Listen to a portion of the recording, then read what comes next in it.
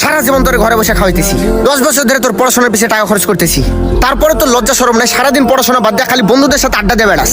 এইভাবে আড্ডা দিয়ে বেড়াইলে তো পরীক্ষাতে ফেল করবি। পড়াশোনা করবি না সেটা আগে কইলেই তো হইতো, কমসে কম আমার এতগুলো টাকা নষ্ট হইতো না। তোর মতো পোলা যেন কারো ঘরে জন্ম না হয়। যা বের হ আমার বাসা থেকে।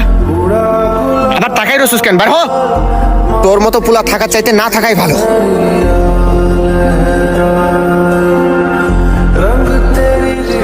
কিরে তুই বলে পরীক্ষায় ফেল করছস? তোরে দিয়ে চাইতে ভালো কি বার হইব? পড়ালেখা তো আর তোর দ্বারা হইব না। তুই থাক, তোর সাথে চলে আমার নিজেরও মানিজ্যটা খোয়াইতে চাই না।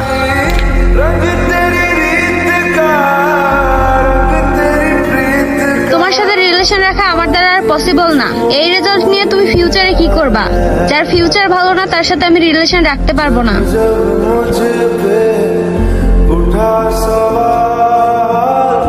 নিশ্চয় আল্লাহ যা করে ভালোর জন্যই করে। আল্লাহর উপর ভরসা রাখেন,